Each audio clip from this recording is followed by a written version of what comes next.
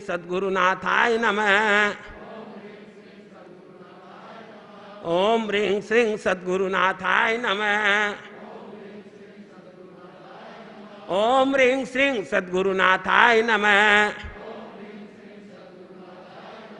ओम ह्रीं श्रीं सद्गुरुनाथाय नमः। ओम ह्रीं श्रीं सद्गुरुनाथाय नमः।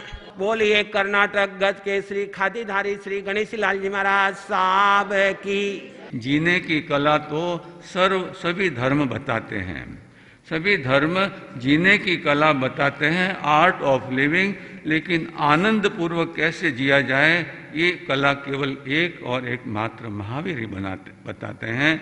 और मैं अपनी तरफ से नहीं कहता हूँ, ये हमारे महामंत्री गुरुदेव श्रमण संघी महामंत्री महाप्राज्ञ गुरुदेव श्री सौभाग्य महाराज साहब जो है वे अपने प्रवचन में कई बार फरमाते थे कि सव्य कला धम्म कला जणई, यानी सभी कलाओं में क्या है, धर्म कला सर्वश्रेष्ठ कला है। और ऐसी कला तो सब धर्म बताते हैं, लेकिन आनंद पूर्वक किस तरह जिया जाए ये तो कला कौन बता सकता है, ये केवल महावीर ही बता सकता है। और इसीलिए देखिए कि इस युग के महान चिंतक, महान आध्यात्मिक महापुरुष रजनीश, उन्होंने कहा था एक बार कि महाविनाश या महावीर, महावीर या महाविनाश ये दो ही विकल्प आपके सामने हैं। अगर आपको आनंद पूर्वक जीना है तो महावीर के मार्ग पर चलो, नहीं तो महाविनाश तो आपके यहाँ है ही। और आज का ये दिन, सोमवार का दिन भी हमें यही संदेश देने आया है कि जो सोता है, सोमवार के दो अक्षर पूज्य गुरुदेव श्री कन्हैया महाराज कमल जो एक एक शब्द की सुंदर व्याख्या फरमाया करते थे, तो उन्हीं के भावों में अगर कहे तो सोम के दो अक्षर कहते हैं कि जो सो जाता है, जो सोता है उसका म यानी मरण हो जाता है, उसका महाविनाश हो जाता है। लेकिन जो सोचता है, सोचना का मतलब कि चिंतन करना नहीं लेकिन सुनना, क्योंकि प्राकृत में सुनने के लिए सोचा शब्द आता है। सोचा जाने कल्याणम, सोचा जाने पावगम, उभयम पी जाने सोचा, जम सेयम तम समारे। परमात्मा फरमाते हैं, हे भव्य जीवो कि तुम क्या है, सोचा जाने कल्याणम, सोचा यानी सुनकर, सुनकर जो है कल्याण के मार्ग को जानो, सुनकर पाप के मार्ग को जानो। और ये दोनों मार्ग कौन बताएंगे आपको? ये दोनों मार्ग वही महापुरुष बताएंगे जो इस मार्ग पर चल रहे हैं, जिन्होंने इस दोनों मार्गों को जाना है। अनंत ज्ञान दर्शन के धारक, जगत जीवों के उद्धारक, संसार के प्रत्येक आत्मा को आत्म शांति प्राप्त करने हेतु मोक्ष मार्ग का दिव्य संदेश देने वाले चरम तीर्थेश शासनपति श्रमण भगवान महावीर स्वामी को एवं उपकारी समस्त गुरु भगवंतों के चरण कमलों में हृदय की अनंत आस्थाओं के साथ कोटिशः वंदना अर्ज करने के पश्चात, भगवन तेरे चरण में, भगवन तेरे चरण में मेरी वंदना है। तन मन से वचन से, तन से मन से वचन से, तन से सर्वस्व अर्पणा है। भगवन तेरे चरण में अंतर में वासना का संसार सा बसा है। अंतर में वासना का संसार सा बसा है। उसका जो अंत लाए उसका जो अंत लाए, तेरी उपासना है भगवन तेरे चरण में। तू ध्येय है हमारा, आदर्श है हमारा, तू ध्येय है हमारा, आदर्श है हमारा। तुम सा बनाने वाली, तुम सा बनाने वाली, तेरी आराधना है भगवन तेरे चरण में। मेरी वंदना है भगवन तेरे चरण में।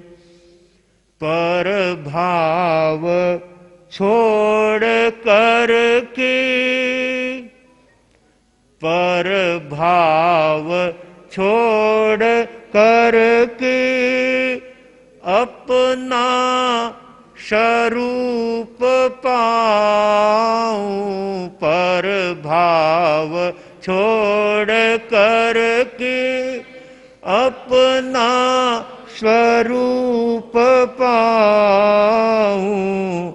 लेनी मुझे ये तुमसे, लेनी मुझे ये तुमसे, इतनी सी प्रेरणा है भगवन तेरे चरण में।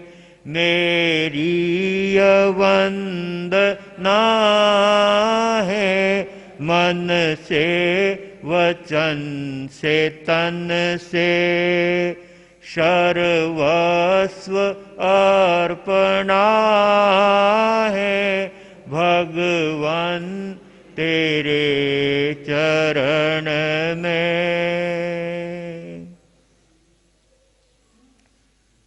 गुरु मिश्री कमल कन्हैया धर्म सभागार में उपस्थित समस्त धर्म प्रेमी सुज्ञ श्रोताओं, सुशील माताओं एवं बहनों, साधक आत्मा का जो लक्ष्य होता है, उस लक्ष्य को साधक निरंतर अपनी सद्भावनाओं के साथ परमात्मा के चरणों में उनके स्वरूप को प्राप्त करने के लिए, उनके गुणों से अपने जीवन को अनुरंजित करने के लिए जब निरंतर स्वभाव में रमण करता है, जब जब आत्मा विभाव में जाती है, तब तब आत्मा को संताप प्राप्त होता है। व्यक्ति बनना चाहता है सुखी, लेकिन विभाव दशाएं व्यक्ति को अपने जीवन में अशांति देने वाली होती है। क्रोध करना, मान करना, माया करना, लोभ करना, ये आत्मा का स्वभाव नहीं है। आत्मा का स्वभाव ज्ञान और दर्शन में रमण करना है। जितनी भी सिद्ध आत्माएं लोक के अग्रभाग पर विराजमान हैं, वे निरंतर एक समय में ज्ञान और दूसरे समय में दर्शन, इस तरह से ज्ञान और दर्शन के अंदर निरंतर अपने आत्म भावों में जुड़े रहते हैं। और जो ऐसे आत्म स्वभाव से जुड़ा रहता है, उसको कहीं तकलीफ और दुख नहीं होता है। कोई व्यक्ति 24 घंटे क्रोध नहीं कर सकता, लेकिन 24 घंटे शांति से तो रह सकता है। शांत रहना यह स्वभाव है, इसलिए हम इतने लंबे समय तक शांत रह सकते हैं।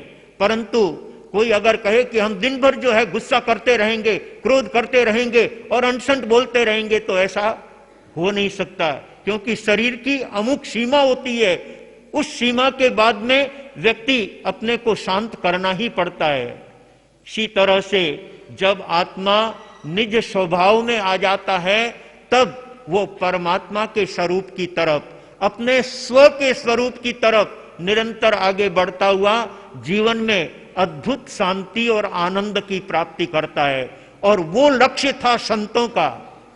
संत जितने भी हैं वे निरंतर परमात्मा के वचनों में और परमात्मा के संदेशों में अपने जीवन को आत्मसात किया करते हैं, और इसीलिए उनका प्रभाव आम जन के ऊपर पड़ता है।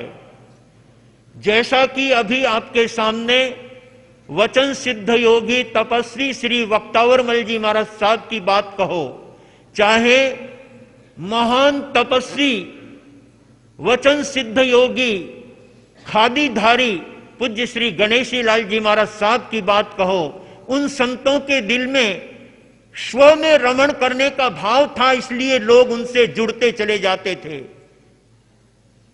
कैसा भी व्यक्ति उनके चरणों में जाने के बाद शांति प्राप्त करेगा ही, क्योंकि उनको कोई अपना निजी स्वार्थ नहीं होता था। और कोई दुखी व्यक्ति जाता, तकलीफ वाला व्यक्ति जाता और कहता गुरुदेव ये कष्ट है, वो उसी समय कहते तेला करके बैठ जा। बोले गुरुदेव, बोले अठाई कर। अगर सामने वाला मना कर देता है तो फिर उसका कष्ट निवारण नहीं होता। गुरु ने जो कह दिया वो अगर वचन स्वीकार कर लिया तो सामने वाले व्यक्ति का स्वयं अपने आप में शांति का साम्राज्य उसको प्राप्त हो जाता है। रत्नप्रभ सूरी जी की बात मैंने एक दिन यहां पर ओसवाल उत्पत्ति के दिवस पर कही थी। ओसवाल समाज की उत्पत्ति रत्नप्रभ सूरी जी महाराज साहब ने ओसिया में की। जब 500 संतों के साथ वे ओसिया में पधारे तो उस समय में जैन धर्म को मानने वाला वहां पर एक भी व्यक्ति नहीं था। वहां के राजा वो भी अन्य मतावलंबी थे, उनको जैन संतों से, जैन धर्म से कोई लगाव नहीं था। कई दिनों तक वे वहां पर अपनी आत्म साधना करते हुए जनता को अपना आत्मबोध देने के लिए, धर्म का स्वरूप समझाने के लिए वहां पर पधारे थे। उनका और कोई स्वार्थ नहीं था। वहां की एक प्रमुख देवी चामुंडा देवी, वो आचार्य श्री के चरणों में उपस्थित होती है और उनसे निवेदन करती है कि भगवान आपके द्वारा यहां पर बहुत बड़ा लाभ होने वाला है। इस नगरी के अंदर आपके निमित्त से लोग धर्म से जुड़ करके अपने जीवन को शांति के पथ पर आगे बढ़ाएंगे, इसलिए आप चातुर्मास यहां पर करो। रत्नप्रभ सूरी ने विचार किया। एक देवी अनुकूल बनकर के ये कहती है कि आपका यहां पर चातुर्मास करना पूरे क्षेत्र के लिए लाभदायी होगा। तो रत्नप्रभ सूरी ने 465 संतों को अपने पास से विहार करा दिया और 35 संत चातुर्मास करने के लिए ओसिया में रुके। ओसिया गांव के पास में एक छोटी सी पहाड़ी आई हुई है जिसको लोनाद्री पहाड़ी कहते हैं। उनकी गुफाओं में वो विराजमान थे। जब जब उनके तपस्या का पार ना होता, गांव में गोचरी के लिए पधारते, जो आहार पानी मिलता उससे वे अपना निर्वाह कर लेते थे। व्यक्ति को अपना और अपने धर्म का उत्कर्ष करने के लिए थोड़ा तो तपना पड़ता ही है। तपे बिना जीवन में कहीं पर भी निखार नहीं आता है। व्यक्ति अपनी नई दुकान लगाता है तो उसे थोड़े दिन तो बहुत तपना पड़ता है। दुकान खोलते ही उसकी दुकान नहीं चल पाती और नहीं चल पड़ती, परंतु बहुत दिनों तक वो उससे संघर्ष करता है। लोगों को अपने पेढ़ी से जोड़ने के लिए बहुत मेहनत करता है, तब उसके दुकान का विकास होने लगता है। इसी तरह से धर्म के क्षेत्र में भी संतों को बहुत पुरुषार्थ करना पड़ता है, तब लोगों को सही जानकारी मिलती है। बीकानेर क्षेत्र में आचार्य जयमल जी महाराज साहब सर्वप्रथम पधारे थे। उससे पहले स्थानकवासी संतों का वहां पर प्रवेश नहीं था। गांव में जाने से पहले वहां के जितने भी यति लोग थे वो राजा से जुड़े हुए थे। राज की उनको प्रभाव, और उस प्रभाव के कारण उन्होंने संतों को बाहर ही रोक दिया। जयमल जी महाराज साहब भी बहुत प्रभावशाली संत थे, जिन्होंने 32 आगमों का गहरा दोहन किया है, और उन्होंने हमारे समाज के लिए जो उपलब्धियां दी है वो आज भी हमारे संघ में बहुत बड़ा काम कर रही है। 8 दिन तक लगातार बीकानेर के बाहर छतरियों में विराजे रहे, और जब महाराजा साहब के दीवान साहब थे, वो मूलतः जोधपुर के थे, सिंघवी साहब, उनकी माताजी रथ में बैठ करके बाहर किसी काम के लिए आई थी, और उन्होंने छतरी में जयमल जी महाराज साहब को विराजे हुए देखा। तब अपने रथ से उतर करके आचार्य भगवान की सेवा में जाती है, गुरु वंदना करती है। गुरुदेव आप यहाँ पर, आप शहर में पधारो।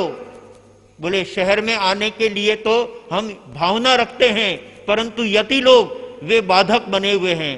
तब हमारे दीवान जी की माताजी घर जाते हैं और अपने पुत्र से कहते हैं कि मेरे गुरुदेव नगर के बाहर बैठे हुए हैं, वो जब तक नगर में नहीं आएंगे तब तक मैं अन्न जल ग्रहण नहीं करूंगी। दीवान साहब ने राजा साहब से निवेदन किया, इतने अच्छे संत अपने यहाँ पर पधारे हुए हैं जिनका प्रवेश बीकानेर के अंदर होना चाहिए। महाराजा ने कहा मेरा आदेश है, उन संतों को कोई नहीं रोक सकता। राजा का आदेश होने के बाद आचार्य श्री का वहां पर पदार्पण होता है, और पूरे बीकानेर क्षेत्र में, न केवल बीकानेर लेकिन बीकानेर का आसपास का संपूर्ण इलाके में जयमल जी महाराज साहब विचरण करके उन्होंने धर्म की प्रभावना की। तो कहने का मतलब है कि व्यक्ति को पहले थोड़ा तपना पड़ता है। आचार्य रघुनाथमल जी महाराज साहब सादड़ी में जिन परिस्थितियों में पधारे थे, उन परिस्थितियों के अंदर उनको कितना लोहा लेना पड़ा, कितनी कठिनाइयों का सामना करना पड़ा, ये तो उनका इतिहास बोलता है। तो बात मैं आपके सामने रत्नप्रभ सूर्य जी की कर रहा हूं। वे चातुर्मास के लिए ओसिया में विराज जाते हैं, और इधर चामुंडा देवी का उनके प्रति लगाव हो गया। एक देवी का किसी संत के प्रति आत्मीय लगाव हो जाना उत्कर्ष का कारण बनता है।